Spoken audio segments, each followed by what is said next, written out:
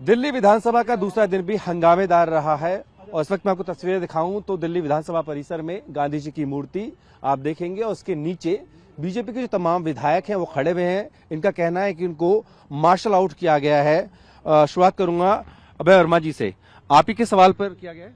हाँ, मैंने प्रश्न लगाए थे और जवाब उन्होंने पूरी तरीके से दिया नहीं, लेकिन 3 बातें उन्होंने मान लिया कि बिना बिल्डिंग बायलॉज के नया महल खड़ा कर दिया, सदन से कोई परमिशन लिया नहीं, बजट का कोई प्रावधान था नहीं और उसके बावजूद बिना कॉम्पिटेंट अथॉरिटी से परमिशन लिए पेड़ काट के एक महल बना दिया गया। हम चाहते हैं कि इस पे डिटेल चर्चा हो। अजय महावर जी ने कॉलिंग अटेंशन लगाया जवाब को देखते हुए कि आप इस पे चर्चा कराइए, क्योंकि ये दिल्ली की जनता के से जुड़ा हुआ मुद्दा है कि मुख्यमंत्री ने इतने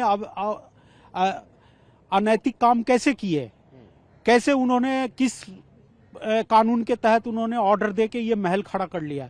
लेकिन अध्यक्ष जी ने हमारी बात सुनने के बजाय हमें मार्शल आउट कर दिया। आपने भी कॉलिंग अटेंशन दिया था अजय जी? जी हाँ, जब हमारे विधायक अभय वर्मा जी के प्रश्न का सही जवाब नहीं मिला, हमने कॉलिंग अटेंशन नियम 54 के तहत लगाया था, जिसमें यह राजमहल निवास बनाने के लिए कितनी अनियमितताएं हुई हैं, क्या इसका नक्शा पास हुआ था, क्या दोनों तरफ के जो मकान थे, जो एक्स वीसी डीडीए और होम सेक्रेटरी के मकान तोड़ करके उसमें मिलाया गया, क्या 21 फ्लैट तोड़ करके पीछे मिलाया गया या अनेक पेड़ काटे गए, इन सारी चीजों पर इसमें कितना भ्रष्टाचार हुआ, इस पर एक विस्तृत चर्चा हम सब लोग चाहते थे, जिसके तहत कॉलिंग अटेंशन नियम 54 के तहत हमने लगाया था। पर हमेशा की भांति जैसे 4 वर्षों से होता आया है, पहले तो अध्यक्ष महोदय ने कहा कि आपने दिया ही नहीं है। जब वो हमने उसकी कॉपी दी तो उन्होंने कहा ये नियम से नहीं है। जब नियम से पाया गया तब उन्होंने कहा कि मैं इसे रिजेक्ट करता हूं। तो बार बार आखिर कब तक? क्या ये दिल्ली से जनहित का मुद्दा नहीं है? क्या दिल्ली की जनता जानना नहीं चाहती कि दिल्ली के मालिक कहने वाले अपने आप को अरविंद केजरीवाल के सरकारी निवास जो राजमहल के रूप में है, उसमें कितना खर्चा, कितना अनियमितता और कितना भ्रष्टाचार हुआ है, उस पर विस्तार से हम चर्चा चाहते थे। हमारे नेता प्रतिपक्ष आदरणीय रामवीर सिंह बिधूड़ी जी के नेतृत्व में हम सब ने पुरजोर मांग अध्यक्ष जी से की, लेकिन अध्यक्ष जी ने उनके समेत हम सभी विधायकों को मार्शल आउट कर दिया। यह बेहद खेदजनक है। नेता प्रतिपक्ष रामवीर सिंह विधूड़ी भी मेरे साथ है। विधूड़ी जी, एक बात बताइए, ये पूछना चाह रहा हूं मैं आपसे, आपने जो बात की थी पहले कि 203 लोग ठंड से मरे हैं, कहा गया कि सदन में गुमराह किया गया है, इसको पुलिस कमेटी को मामला भेज दिया। अरे भैया, किसी को भेज दो ना, इनके पास कागज इनका है, कलम इनकी है, हाउस में मेजोरिटी इनकी है, जहाँ भेजना चाहते भेजिए। ये तो मुद्दा आज भी उठा था, आज भी अजय महावर जी ने उठाया कि 185 लोग ठंड से मरे हैं, क्यों नहीं जवाब दिया? दूसरा जो फाइनेंस के प्रिंसिपल सेक्रेटरी है उनको भी तलब किया गया था। अब वो किसको तलब करते किसको नहीं करते हैं, हमें इससे कुछ लेना देना नहीं है।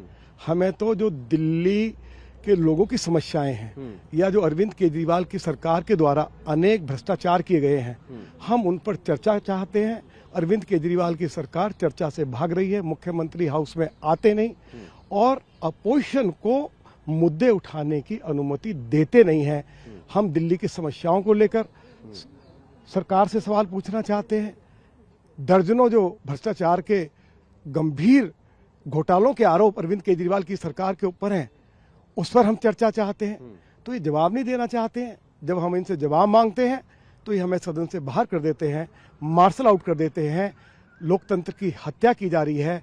हम सरकार की इस कार्रवाई की कड़ी निंदा करते हैं। मेरा आखिरी सवाल आपसे, आपने कहा था 2 दिन काफी नहीं है और बढ़ता हुआ दिख नहीं रहा है। नहीं, 10 दिन का होना चाहिए ना। आप किसी भी प्रदेश में जाइए, शीतकालीन जो सदन होता है वो कम से कम 10 दिन के लिए होता है। अभी देश की पार्लियामेंट चल रही है, शीतकालीन अधिवेशन चल रहा है। 4 तारीख को शुरू हुआ और 22 तारीख को समाप्त होगा और हमारी विधानसभा के ऊपर भी पार्लियामेंट के ही कानून कायदे नियम लागू होते हैं। ठीक है, आगे आपसे बात करता हूं। आप कह रहे हैं आपको मौका नहीं था बोलने का, सत्ता पक्ष कह रहा है कि आप चर्चाओं से भागते हैं। नहीं, निश्चित रूप से नियम और कायदे कानून से ये सदन बंधा हुआ है और भारतीय जनता पार्टी आज 4 साल हो गए, 4 साल तक इतने मुद्दों को लगाने का काम भारतीय जनता पार्टी ने किया। किसी मुद्दे पे सरकार चर्चा नहीं करना चाहती है क्योंकि उनके पीछे सत्यता है। इनकी हालत तो वह है, सैया भाई कोतवाल अब डर काहे का। इनकी हालत वो हो गई है जब इन्होंने चोरी इन्होंने की, डकैती इन्होंने डाली, घोटाला इन्होंने किया। यदि शीश महल जैसा दिल्ली के लोगों का टैक्स पेयर का पैसा करोड़ों रुपया इस पर खर्च किया गया हो जो नियम और कानून के विरुद्ध हो, तो उस पर ये चर्चा करने से भाग रहे। हमने उनसे स्पीकर महोदय से एक ही निवेदन किया कि आप चर्चा कराइए। आप भले ही उनके 2 या 3 या 4 उनकी चर्चा लेते हैं, तो एक विपक्ष की भी लीजिए, जिससे दूध का दूध पानी का पानी हो जाएगा। विपक्ष को अपनी आवाज तो रखने नहीं देते हैं।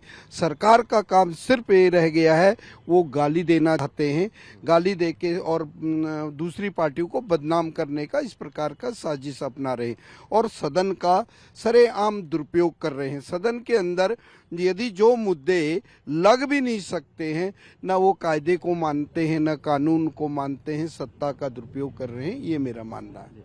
सर कह रहे हैं कि जो है बहुत से जरूरी मामले हैं उस पर चर्चा ना कर करके आप एक ऐसा मुद्दा लेकर आते हैं जिससे हंगामा खड़ा हो जाता है। देखिए, लोकतंत्र का मंदिर है और बहुत बड़े ईमानदार का चोला पहनने वाले अरविंद केजरीवाल, उनका खुद का मामला है शीश महल का, और आम आदमी पार्टी क्यों नहीं चर्चा चाहती इसके ऊपर?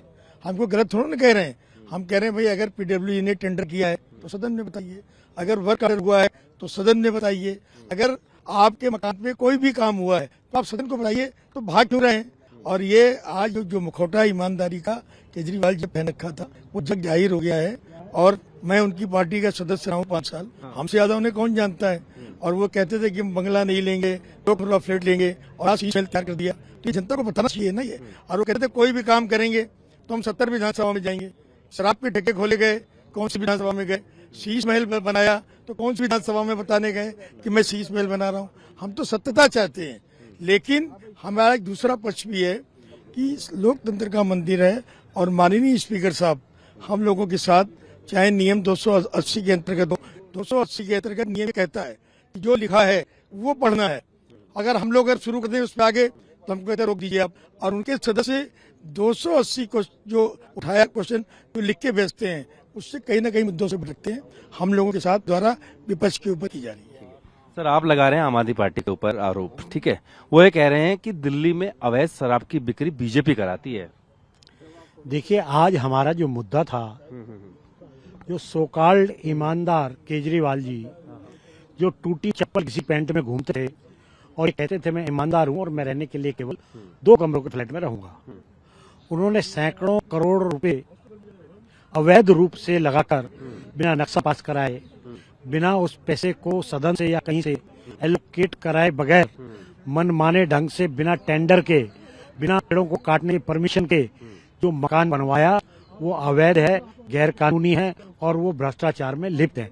इसके साथ साथ 26 ऑफिसर बड़े को तुड़वाकर उसमें मिलवा।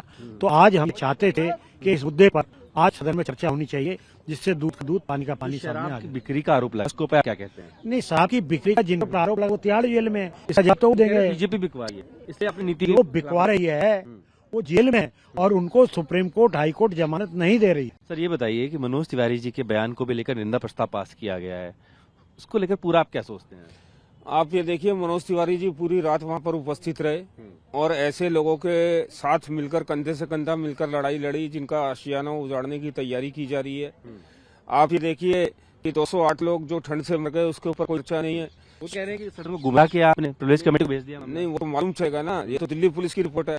हम राजमहल पर चर्चा करना चाहते हैं, वो इसके ऊपर चर्चा नहीं करना चाहते। हम डीटीसी घोटाले के ऊपर बात करना चाहते हैं, वो इसके ऊपर चर्चा करना नहीं चाहते। हम मुख्यमंत्री भ्रष्टाचार की बात करना चाहते हैं, वो उसके ऊपर चर्चा नहीं करना चाहते। हम शॉर्ट टर्म डिस्कशन के ऊपर कितनी बार मुद्दे लगा चुके हैं मगर आज तक हमें परमिशन नहीं मिली। दिल्ली में बुजुर्गों की पेंशन बंद है, हम इसके ऊपर चर्चा करना चाहते हैं, वो इसके ऊपर चर्चा नहीं करना चाहते। दिल्ली के सड़कों की जो हालत है, दिल्ली वो हालत है, वो उसके ऊपर चर्चा नहीं करना चाहते। आज यमुना पार्क की स्वास्थ्य सेवाएं आप देख लीजिए, दिल्ली के अंदर सिटी स्कैन की मशीन जो है दिल्ली स्टेट कैंसर हॉस्पिटल में 2 साल से खराब है, हम उस पर चर्चा करना चाहते हैं, वो उसके ऊपर चर्चा नहीं करना चाहते। कह रहे हैं ना कि अधिकारी सुन नहीं रहे, इसलिए फाइनेंस सेक्रेटरी अधिकारी क्यों नहीं सुन रहे? आप क्या कर रहे हैं? फंड रिलीज नहीं कर रहे, नहीं, फंड क्यों नहीं रिलीज कर रहे? आप कर क्या रहे हैं? 4 साल हो गए, 2 साल से कैंसर पेशेंट्स के लिए मशीनें खराब हैं, पेट सिटी मशीन खराब है, रेडियोलॉजी की मशीनें खराब हैं, हॉस्पिटल्स के अंदर डॉक्टर नहीं है, पैरामेडिकल स्टाफ नहीं है। आप हर चीज के ऊपर दूसरे के ऊपर ठिकरा फोड़ते हैं। आप किसी एक चीज की तो जिम्मेवारी लेंगे, आप जिम्मेवारी लेते हैं, सुशासन की बात करते हैं, स्कूलों की बात करते हैं। आप चलिए ना किसी भी एक स्कूल में देखने के लिए स्कूलों की क्या स्थिति है आज की डेट में। सरकारी स्कूलों में पढ़ने वाले बच्चे जो हैं वो कम होते जा रहे हैं, इसके ऊपर किसी का कोई जवाब नहीं है। अगर जब हम चर्चा की बात करेंगे तो हमें उठाकर बाहर निकाल दिया जाएगा, अगर हम इनकी हाँ में हाँ मिलाएंगे तो हम बैठे रहेंगे। चलिए, बात करिए, शुक्रिया। तो बीजेपी विधायक जो हैं वो ये कह रहे हैं कि टैक्स पेयर्स के पैसे को आज जो है दुरुपयोग किया गया है, क्योंकि विवाद जो है वो मुख्यमंत्री का जो सरकारी आवास है उसके रिनोवेशन को लेकर के है, जिसमें पीछे जो है काफी विवाद हुआ। एक बार फिर से बीजेपी विधायक उसी विषय पर चर्चा चाहते थे, लेकिन दूसरी तरफ अगर देखें तो दिल्ली विधानसभा में दूसरे मुद्दे भी उठाए गए। उसका जब हंगामा हुआ तो सभी जो विधायक हैं भारतीय जनता पार्टी ने मार्शल आउट कर दिया। राजू यादव के साथ जितेंद्र,